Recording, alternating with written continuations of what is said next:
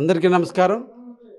ఈనాడు నన్ను కావలి నియోజకవర్గానికి తెలుగుదేశం ఇన్ఛార్జిగా నియమించినందుకు మా జాతీయ అధ్యక్షుడు శ్రీ నారా చంద్రబాబు నాయుడు గారికి, మా జాతీయ ప్రధాన కార్యదర్శి నారా లోకేష్ బాబు గారికి, రాష్ట్ర అధ్యక్షుడు శ్రీ అచ్చెన్నాయుడు గారికి, అదేవిధంగా ఈ జిల్లాలో ఉన్నటువంటి మాజీ మంత్రులు నారాయణ గారు, సోమిరెడ్డి చంద్రమోహన్ రెడ్డి గారికి, పార్టీ అధ్యక్షుడు అజీజ్ గారికి, కావలి నియోజకవర్గంలో ఉన్నటువంటి కార్యకర్తలు, అభిమానులు, పార్టీ నిర్వాహకులు అందరికీ కూడా పేరు పేరున ధన్యవాదాలు తెలియజేస్తున్నాను.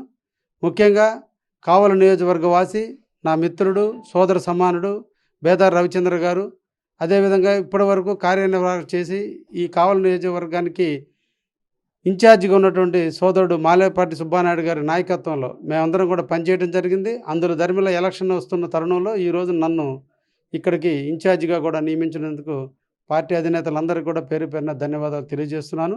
ఈ ప్రాంతం వ్యవసాయ ప్రాంతం. వ్యవసాయం మీద ఆధారపడ్డ కుటుంబాలు మాత్రమే ఈ ప్రాంతంలో జీవిస్తున్నాయి. ఏ ఒక్క ఇండస్ట్రీ కూడా నోచుకున్నటువంటి ప్రాంతం. అందరూ కూడా వ్యవసాయ కార్మికులుగా జీవించేంత ప్రాంతం. వర్షం కురిస్తేనే పంటలు పండే పరిస్థితులు. సోమశాల పేరుకు డ్యామ్ ఉన్నప్పటికీ కూడా కావలి కాలం అనే నామకరణం జరిగిందే తప్ప కావలకు నీళ్లు తెచ్చేదానికి ఏ ఒక్క పాలకులు కూడా ఆఖరి ఆయకట్టుకు చేరేంత వరకు నీళ్లు అందించాలని చిత్తశుద్ధి లేనటువంటి నాయకత్వంలో ఉన్నటువంటి ఈ కావలిలో మొట్టమొదటిసారి వ్యవసాయ కుటుంబంలో పుట్టి వ్యవసాయ బాధలు అన్నీ తెలిసిన వ్యక్తిగా నన్ను పార్టీ గుర్తించి ఈ ప్రాంతానికి నన్ను ఇన్ఛార్జిగా నియమించడం జరిగింది. భవిష్యత్ కాలంలో ఈ ప్రాంతాన్ని అభివృద్ధి చేసే దాంట్లో ఒక పక్క ఇండస్ట్రియల్ పరంగా, రెండో పక్క వ్యవసాయ పరంగా రెండింటినీ రెండు కళ్ళులాగా చూస్తూ ఈ కావలిని అభివృద్ధి చేసేదానికి తప్పకుండా కృషి చేస్తాను. ఒకటి, మన కావలి నియోజకవర్గానికి దక్షిణ వైపున ఈరోజు విమానాశ్రయానికి నాంది పలికారు, శంకుస్థాపనలు కూడా చేశారు. దురదృష్టం ఈరోజు ఆ విమానాశ్రయాన్ని వేరే ప్రాంతానికి తరలించేదానికి పాలకులు ప్రయత్నిస్తున్నారు. తప్పకుండా ఎక్కడైతే శంకుస్థాపన జరిగిందో అదే ప్రాంతంలో మళ్ళీ విమానాశ్రయాన్ని నిర్మించేదానికి నేను తప్పకుండా కృషి చేస్తాను. అదేవిధంగా కావలికి ఉత్తర వైపున రామాయపట్నం పోర్టు వచ్చింది. ఎక్కడైతే మన పోర్టు నిర్మాణం జరుగుతుందో ఆ ప్రాంతంలో ఇండస్ట్రీలు ఎక్కువగా రావడానికి అవకాశం ఉంది. అది కావలి ప్రాంతానికి ఆనుకొని ఉంది కాబట్టి అక్కడ ఎక్కువ ఇండస్ట్రీలు తెచ్చి కావలిలో ఉన్నటువంటి యువతకి అందరికీ కూడా ఈరోజు ఉద్యోగ కల్పనకి నాంది పలకతానని కూడా ఈ సందర్భంగా తెలియజేస్తున్నాను. కాబట్టి ఒక పక్క వ్యవసాయ రంగం, రెండు ఇండస్ట్రియల్ పరంగా కావలిని అభివృద్ధి చేసేదానికి నా వంతు నేను కృషి చేస్తానని కూడా ఈ సందర్భంగా తెలియజేస్తున్నాను. కావలి నియోజకవర్గంలో ఎలాంటి సమస్యలు ఉన్నాయి, వాటి గురించి చంద్రబాబు గారితో మీరు చర్చించారా? టిక్కెట్కి ఇప్పుడు వ్యక్తిగతంగా చర్చించేటువంటి సమస్యలు కాదు ఇవి. ఎలక్షన్లో ఒక మేనిఫెస్టోగా పెట్టుకోవాలి. పార్టీ అధిష్టానం ఆల్రెడీ మేనిఫెస్టోగా పెట్టుంది. కావలిలో కూడా నేను ఒక మేనిఫెస్టోని, లోకల్ మేనిఫెస్టోని కూడా చేసుకుంటున్నాం. కావలికి 4 వైపులా 4 రహదారులు ఉన్నాయి, 4 పక్కల 4 సమస్యలు కూడా ఉన్నాయి. ఈ సమస్యలన్నీ పరిష్కరించాలి. కావలి ప్రజలందరూ కూడా ఈరోజు భయభ్రాంతులతో బతుకుతున్నారు. కావలిలో శాంతి భద్రతలు లోపించున్నాయి. కావలిలో హింసావాదం పెట్టరేగిపోయింది. అన్ని రకాల ఎలిమెంట్స్ ఈరోజు కావలిలో నడుస్తుంది. ఒక పక్క గంజాయి ఈరోజు కావలిలో విచ్చలవిడిగా పిల్లలు ఈరోజు గంజాయి మత్తులో తూగిసలాడుతున్నారు. వీటన్నిటికి కూడా ఇక్కడ పరిపాలించే పాలకులే దీనికి కారణం. వీటన్నిటిని నిర్వీర్యం చేసి కావలిని ఒక ప్రశాంతమైన వాతావరణంలో, కావాలంటే ఒక ప్రశాంతతకు మారుపేరుగా, కావాలంటే అందరూ కూడా స్వేచ్ఛా జీవితంలో సాగించే విధంగా, కులాలకి, మతాలకి, వర్గాలకి, వర్ణాలకి, ప్రాంతాలకి అతీతంగా అందరు వ్యక్తులు వచ్చి ఇక్కడ వ్యాపారం చేసుకోవచ్చు, జీవించవచ్చు, అన్ని రకాల మతస్థులు బతకొచ్చు అనే విధంగా కావాలని తీర్చిదిద్దాలని ఒక ధ్యేయంతోనే ముందుకొచ్చాను. దీనికి తెలుగుదేశం పార్టీ నాయకులు, కార్యకర్తలు అందరూ అండదండలతో, ప్రజల యొక్క దీవెనలతో తప్పకుండా భవిష్యత్తు కాలంలో కావాలని అభివృద్ధి చేసేదానికి, కావాలని ఒకటి ముఖ్యంగా చెప్పాలి, కావలి ఈ రోజున అవినీతిమయమైన కావాలని జీవితంలో ప్రశాంతమైన కావలిగా, ఎక్కడ కరప్షన్కి తావులేని కావలంగా, రాజకీయ నాయకుడు అంటే ఇలా ఉండాలనే విధంగా జీవిస్తానని కూడా ఈ సందర్భంగా తెలియజేస్తూ అందరికీ ధన్యవాదాలు. Thank you. కృష్ణారెడ్డి గారికి టికెట్ అనౌన్స్ అయినమ్మటే రాత్రి నుంచే తెలుగుదేశం పార్టీ క్యాడర్ మొత్తం కూడా సంబరాలు అంబరాన్నంటాయి. కావ్య కృష్ణారెడ్డి గారిని అనౌన్స్ చేయడంతో కావల్లో తెలుగుదేశం పార్టీ జెండా ఎగరబోతుంది. రాబోయే సార్వత్రిక ఎలక్షన్స్లో దగమాటి కృష్ణారెడ్డి గారు ఎమ్మెల్యేగా గెలవబోతున్నారు. అది కూడా కావలి నియోజకవర్గంలో ప్రతాప్ కుమార్ రెడ్డి గారు మంచి అభివృద్ధి పనులు చేశారు. ఈసారి నేనే గెలుస్తాను కూడా చేస్తాను. అభివృద్ధి గురించి మాట్లాడే అర్హత వైసీపీ పార్టీకే లేదని నేను ఈ సందర్భంగా తెలియజేస్తున్నాను. ఎందుకనంటే వాళ్ళు అభివృద్ధి ఏం చేశారు? ఈరోజు దాదాపు 8 లక్షల కోట్లు అప్పులు చేసేసి నవరత్నాలు అని చెప్పేసి నకిలీ రత్నాల పేర్లతోటి ఏదో మొక్కుబడిగా సంక్షేమ పథకాలు మొహానిధులు ఇచ్చినట్టు చేస్తున్నారు తప్పితే కనీసం ఎక్కడన్నా ఆ ఫ్లైఓవర్ మీద బ్రిడ్జి మీద ఎన్నో సంవత్సరాల నుంచి ఇప్పుడు వీళ్ళు అధికారంలోకి వచ్చినప్పటి నుంచి ఆడ గుంటలు ఉంటే కనీసం ఆ గుంటలు బూడ్చే పరిస్థితి కూడా ఈరోజు ఈ ప్రభుత్వానికి లేదు.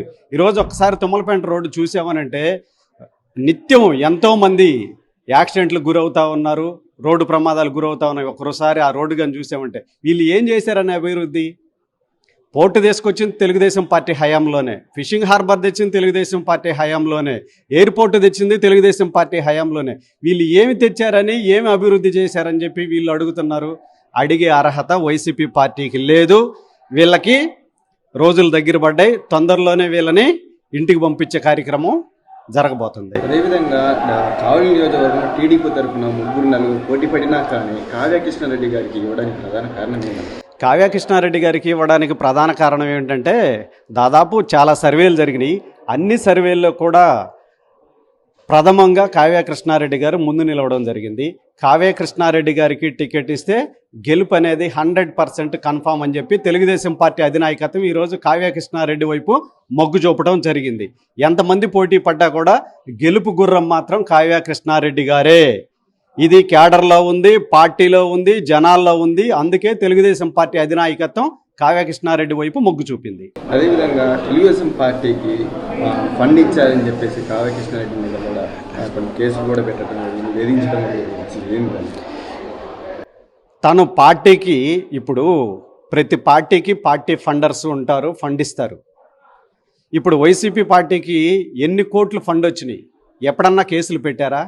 కానీ తెలుగుదేశానికి పార్టీ ఫండ్ ఇచ్చారని చెప్పేసి ఈ విధమైన అరాచక ప్రభుత్వం, అరాచక పాలన ఎవరో తెలుగుదేశం పార్టీకి మద్దతుగా ఉండకూడదు, తెలుగుదేశం పార్టీకి ఆర్థికంగా సహాయం చేయకూడదు, తెలుగుదేశం పార్టీకి ఆర్థిక సపోర్ట్ ఇవ్వకూడదు. పార్టీని నిర్వీర్యం చేయాలి అని అంటే నిధులు లేకుండా ఉండాలి. ఆ నిధులు ఇచ్చారనే అక్కస్తోటి ఈరోజు కావ్య కృష్ణారెడ్డి గారి మీద కేసులు పెట్టారు. ఇక్కడ మనం పక్క జిల్లాలో గొట్టిపాటి రవి గారి మీద అలానే పెట్టారు. 180 కోట్లు 200 కోట్ల రూపాయలు ఫైన్ వేశారు. చివరికి కోర్టులో మొట్టికాయలు వేసింది. సేమ్ ఇక్కడ కూడా అదే జరిగిపోతుంది. కావ్య కృష్ణారెడ్డి గారి విషయంలో కూడా ప్రభుత్వానికి మొట్టికాయలు తొందరలో పడబోతున్నాయి. 2024 ఎలక్షన్లో ఎలాంటివి అంటే టీడీపీ వస్తుందా, కావలి నియోజకవర్గం వైసీపీ వస్తుందని 100% తెలుగుదేశం పార్టీ గెలవబోతుంది.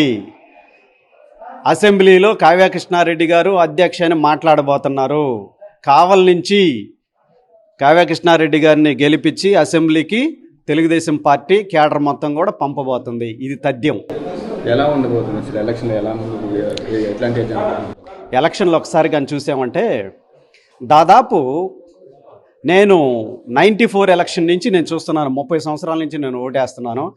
నేను ఇప్పటికి 7వ ఎలక్షన్కి మళ్ళా ఓటైపోతున్నాను. గతంలో ఎప్పుడు లేని విధంగా జనాలందరూ కూడా ఎలక్షన్ కోసం ఎదురు చూస్తున్నారు. ఇలాంటి పరిస్థితి నాకు తెలిసి చరిత్ర ఒక్కసారి చూసినా కూడా స్వాతంత్రం వచ్చినప్పటి నుంచి నాటి నుంచి నేటి వరకు కూడా ఎలక్షన్ కోసం జనాలు ఎదురు చూసిన ఎలక్షన్ ఏదైనా ఉందంటే రేపు జరగబోయే 2024 ఎలక్షన్ కోసం జనాలు ఎదురు చూస్తున్నారు. జగన్మోహన్ రెడ్డిని ఎప్పుడు దించాలా, ఎప్పుడు ఇంటికి పంపించాలా, ఈ సైకో ప్రభుత్వాన్ని ఎప్పుడు దించాలా, సైకిల్ పాలన ఎప్పుడు రావాలని చెప్పి జనాలు ఎదురు చూస్తున్నారు. జనాలందరూ కూడా మూకమ్ముడిగా ఓట్లేసి మొత్తం వాళ్ళు వైనాట్ 175 అంటున్నారు. మేమైతే వైనాట్ పులివెందులు అని చెప్తున్నాము. పులివెందులతో సహా మేము క్లీన్ షీప్ చేసే పరిస్థితి రేపు జరగబోతుంది. కావలి నియోజకవర్గంలో ప్రధాన సమస్యలు ఏంటి? మీరు అధికారంలోకి వస్తే ఆ సమస్యలను ఎలా తీస్తారు? గత తెలుగుదేశం ప్రభుత్వంలో వాటర్ సమస్య అనేది కొంత తెచ్చడం జరిగింది.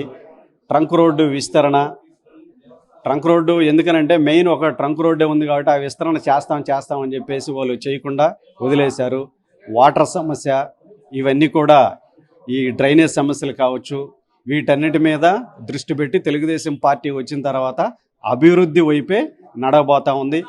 దళిత వాడల్లో కూడా చాలా కాలనీల్లో తెలుగుదేశం హయాంలోనే సీసీ రోడ్లు వేయడం జరిగింది. అప్పటి నుంచి ఇప్పటికి కూడా ఒక్క సీసీ రోడ్లు కూడా ఎక్కడ వేసిన పరిస్థితి లేదు. రేపు తెలుగుదేశం పార్టీ వచ్చిన తర్వాత అన్ని ఏరియాల్లో కూడా డ్రైనేజ్ వ్యవస్థ కావచ్చు, సీసీ రోడ్లు కావచ్చు, వాటర్ సమస్య కావచ్చు, అన్ని మౌలిక సదుపాయాలు ఎక్కడైతే తక్కువ ఉన్నాయి అన్ని చోట్ల డెవలప్ చేస్తారు. ట్రంక్ రోడ్డు విస్తరణతో సహా ఇక్కడ మనకి తుమ్మలపెంట రోడ్డు ఎప్పుడో అది శాంక్షన్ అయి ఉన్నా కూడా చేసే పరిస్థితి లేదు. తెలుగుదేశం పార్టీ రావడంతో ఆ తుమ్మలపెంట రోడ్డును కూడా తెలుగుదేశం పార్టీ హయాంలోనే చేయబోతున్నాం. అదేవిధంగా ఈ కావలి నియోజకవర్గంలో ఈ యొక్క రౌడీయిజం కానీ మాఫియా కేజీఎఫ్ మాదిరి కానీ కావలి అన్ని తోసేస్తున్న కేసు కూడా చెప్తున్నారు. దాని మీద మీరేమంటారు? నాట్ ఓన్లీ కావలి, రాష్ట్రం మొత్తం కూడా వీళ్ళు మొత్తం కూడా అరాచక పాలన. వాళ్ళని ఎవరైనా ప్రశ్నిస్తే ఎమ్మటే కేసులు పెట్టి లోపల వేయడం. పరిపాలన అనేది అధికారులు చేయలేదు. పరిపాలన మొత్తం కూడా పోలీస్ డిపార్ట్మెంట్ ద్వారానే ఈ ప్రభుత్వం చేసింది. ఎవరు ఏం మాట్లాడినా ప్రశ్నించినా డెవలప్మెంట్ గురించి అడిగినా ఎమ్మటే కేసులు పెట్టి, ఒక్క కావలే కాదు ఆంధ్రప్రదేశ్ మొత్తం కూడా ఇదే తంతు జరిగింది. ఇదే పరిపాలన కొనసాగింది. ఇదే పరిపాలన చేశారు కాబట్టే జనాలందరూ కూడా ఎలక్షన్ కోసం ఎదురు చూసే పరిస్థితి ఈరోజు నెలకొంది రాష్ట్రంలో. సుమారు కావ్య కృష్ణారెడ్డి గారు ఎంత మెజారిటీతో గెలవబోతున్నారు? సుమారు 20 నుంచి 25 వేల మెజార్టీతో కావ్య కృష్ణారెడ్డి గారు గెలవబోతున్నారు. ఈరోజు చాలా ఆనందంగా ఉంది. మా కావ్య కృష్ణారెడ్డి గారికి తెలుగుదేశం పార్టీ టికెట్ అనౌన్స్ అయిందని తెలియగానే ఈ కావ్య కృష్ణారెడ్డి అనే ఇంటికాడ మాకు ఈ తెలుగుదేశం పార్టీ కావలో కావ్య కృష్ణారెడ్డి గెలిచినంత ఆనందంగా సంబరాలు జరుగుతున్నాయి. విషయం ఏంటంటే కావ్య కృష్ణారెడ్డి గారికి టికెట్ అనౌన్స్ చేయకముందే కావలకి కావ్య కృష్ణారెడ్డి తెలుగుదేశం తరపున నిలబడతాడు అనగానే విజయం మాదే అయిపోయింది. ఇక్కడ కనీసం రేపు 24 ఎలక్షన్లో జరగబోయే ఎలక్షన్లో కనీసం 10,000 మెజార్టీ నుంచి స్టార్ట్ అవుతాడు కావ్య కృష్ణారెడ్డి గారు.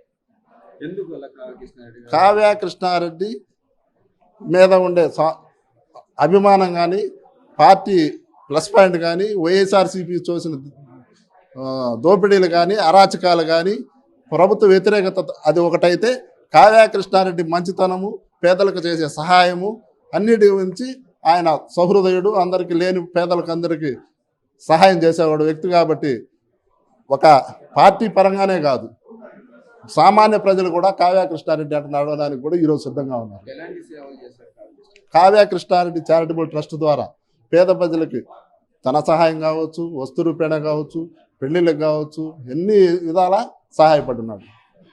ప్రెసెంట్ కావలి నియోజకవర్గంలో ఎలాంటి పరిస్థితులు? ఈరోజు ఏ టీ బంకుల కాడ ఎత్తుకున్నా, ఏ హోటల్ కాడ ఎత్తుకున్నా కావలిలో తెలుగుదేశం పార్టీ హవా ఖచ్చితంగా జరుగుద్ది. 83లో ఎలా అయితే కావ్య తెలుగుదేశం పార్టీ విజయం సాధించిందో అలాంటి విజయం ఈరోజు కావలి ఉంటుంది. వైసీపీ పార్టీ వాళ్ళు ఏమో రాష్ట్రం మొత్తం మీద 175 వస్తుంది అని చెప్తున్నారు. నేను ఒక చిన్న ఉదాహరణ చెప్తా. 175 అంటున్నారు. నెల్లూరు జిల్లాలో, ఉమ్మడి జిల్లాలో 10 సీట్లు క్లీన్ స్విప్ చేశాయి. ఈరోజు ఆ పార్టీ క్లీన్ స్విప్ చేసిన పార్టీకి అభ్యర్థులు కొరదయ్యారు కొన్ని నియోజకవర్గాలు. అది మీరు గమనించండి.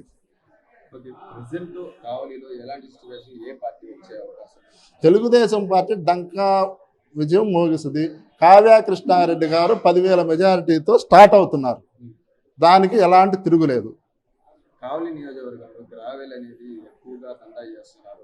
మా మీద చెప్పిన వాళ్ళ మీద వ్యతిరేకంగా కేసులు. నేను చెప్పేది అది 4 సంవత్సరాల నుంచి జరుగుతూ ఉంది.